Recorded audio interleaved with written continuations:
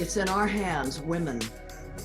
Women rising up now, leading the organizations, leading the movement, will make the difference as to whether we save our democracy and whether we save our planet.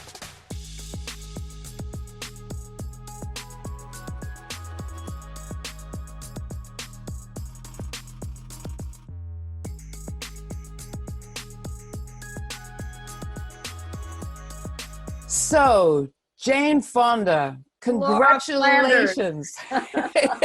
Congratulations on almost, well, I think it's a year since I came down and joined you at Fire Drill Friday in DC and snuck onto the cover of your book. That's me snuck in over there. Around the corner of Roshi Joan Halifax. I love it.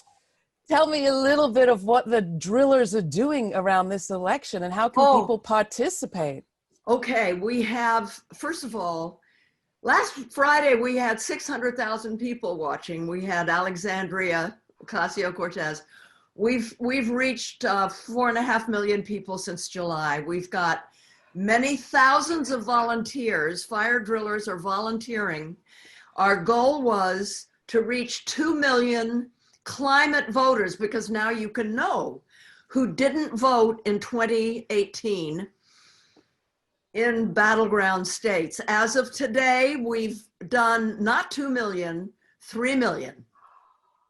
Unbelievable. Now, and what is so exciting is that most of these people have never done this before. They've never volunteered before.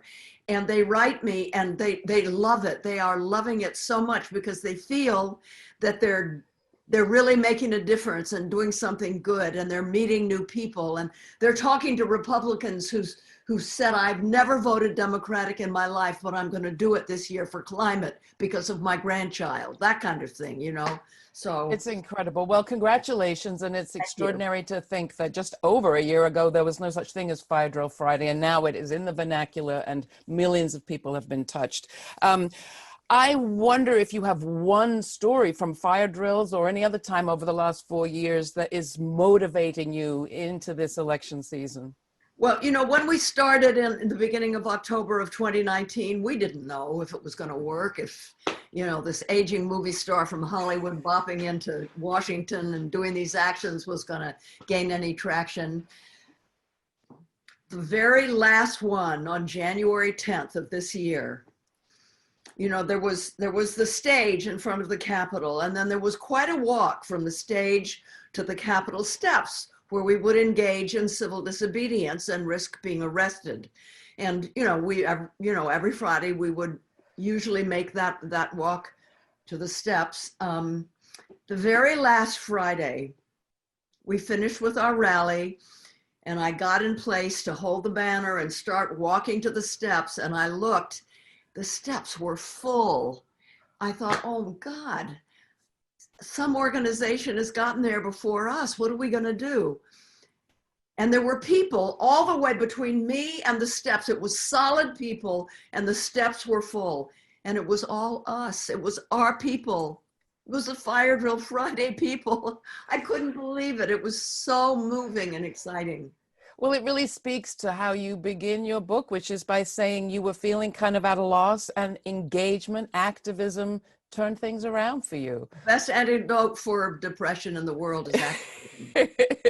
On the topic at hand, climate, this administration, the Trump administration, just this week announced yet more bad news, stripping away protections against drilling and logging in the Tongass National Forest in Alaska. Forest, pristine, important forest. Not to get anyone depressed, but is it the case that some of what this administration has done could be too late to reverse? No, they haven't started yet. And we know from things that have happened in Minnesota, for example, where they've given the okay to go ahead and drill, and the pipes have been brought in, and the pipes are still sitting there. They've never installed it yet because of local activists, in that case led by Winona LaDuke, and often led by indigenous people, as will be the case in the Tongass Forest. We had a group of women traveled from a little town in the Tongass Forest all the way to DC to speak to Congress, and they came and attended Fire Drill Friday. With those kind of women, I think that we can stop this. So it's not too late. And the other thing that you mentioned in your book is it could make all the difference, and not just to the climate. You say that if we had had a Green New Deal in place, this whole COVID-19 pandemic would have played out differently. How? Well, the Green New Deal, among many other things, calls for creating a robust healthcare system. And it would have provided the funds to meet not just this pandemic, but we all have to recognize there are going to be more pandemics because of the melting ice sheets, the changing weather, and so forth. The Green New Deal calls for creating resilient healthcare systems, paying nurses and doctors, etc. So we will be prepared. If the COVID pandemic came along with a Green New Deal, we would be prepared, yes. What's your take on Joe Biden? He hasn't embraced exactly the Green New Deal. He hasn't issued exactly fracking. He has said he wants to transition off fossil fuels, a comment that got him a lot of grief, but he hasn't taken it back exactly. I don't suppose your work stops the day after the election. No, that's when the work starts. That's when we roll up our sleeves and get to work, and we are ready. Greenpeace and Fire Drill Fridays don't just work right before an election. This is a year-round thing. We have to, when you vote, you pick your opponent. You pick the person you want to go up against. Well, wouldn't you rather go up against a centrist who may not be perfect on climate than going up against a fascist? So no, he's not perfect, but we are mobilized, and we are going to force him to do what the science demands, which is to cut fossil fuel emissions in half by 2030 and then phase out to zero by 2050, while at the same time we invest in the clean, renewable energy future. He's on board with that. It's like scissors. You need two blades to have effective scissors. One of the blades is wind turbines, solar panels, smart grid, electric transportation. But the other one is cut the fossil fuels. You got to have both to make it work. And we just have to make Biden realize that. And those jobs have got to be good paying jobs. Another point you make so powerfully. Yes, absolutely.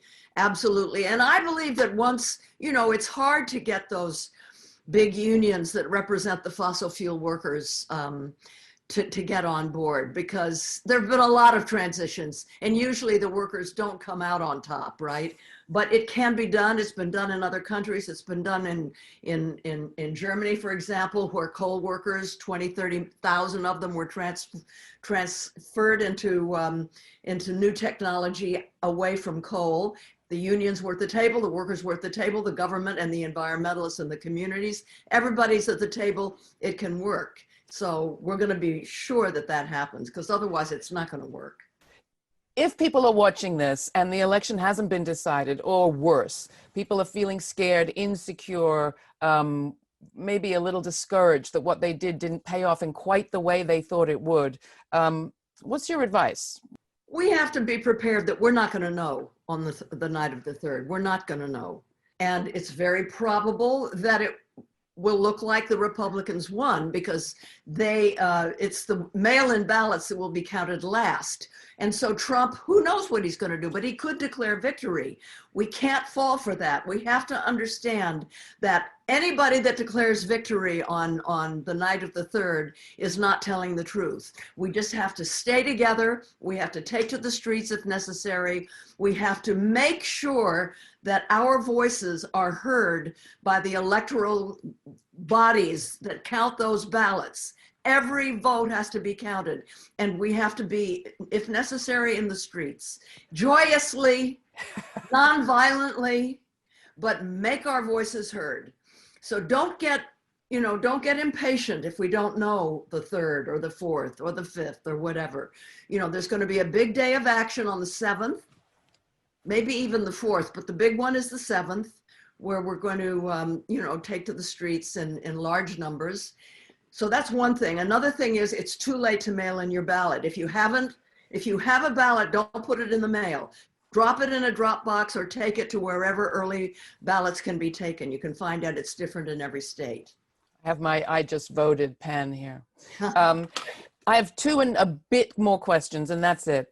You've been at this a long time, Jane, and thank you for every bit of it. Dr. King talked about an arc of the moral universe, but he also warned in his letter from Birmingham jail that there is such a thing as being too late. Where do you think we are on that arc, given your long activist history? The arc of justice? Yes. I think we're about 50%. I think we have a long way to go, but I think more people, because of Trump and because of COVID, understand the level of inequality in this country and the depth of racism. That has become clear to many Americans who didn't realize it before. This is good, because I think that we are more ready than we ever have been to really make the differences that will make the arc, take the arc to its completion. And I have to say, it's in our hands, women. Women rising up now, leading the organizations, leading the movement, will make the difference as to whether we save our democracy and whether we save our planet. We don't have time to go into why this is true, but it's true.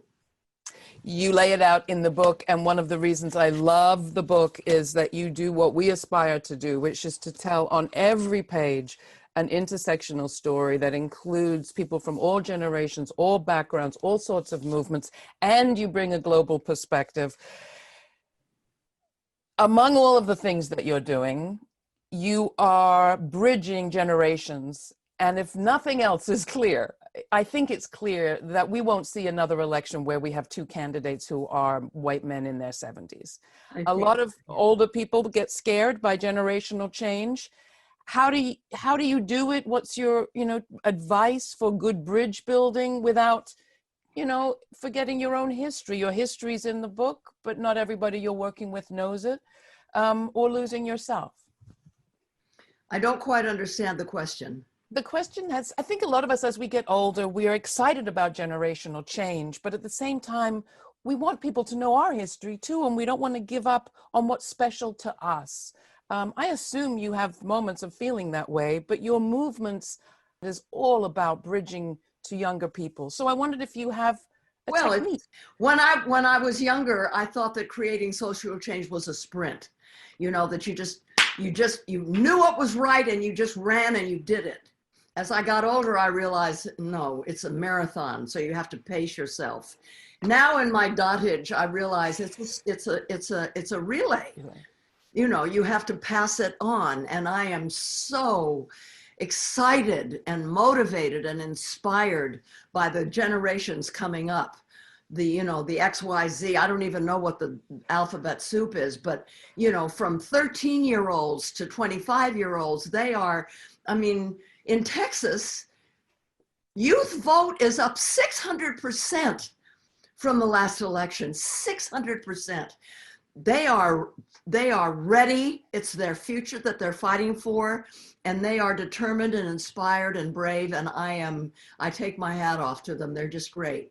I love it. Well, among the you answer many questions in your book. One of the answers that you give is you have your list of 10 priorities in the first 10 days. So I'm not going to ask you what those are. I'm going to encourage people to go and get the book. All the proceeds benefit Greenpeace. But there is one question, a dangling question that you left unanswered, I think. And a lot of us want to know, what happened to Tulia the dog, and is she okay?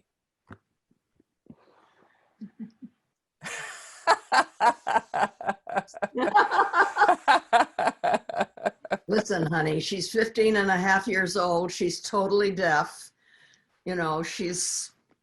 But she's hanging in. Sometimes she looks like a little puppy. Thank you for asking. Jane, we adore you. Thank you so much. Thank you for your work, your support of the program, your being out there. I'll meet you in the streets of DC or anywhere else anytime. Just call. Yes. Thanks. Thank Love you.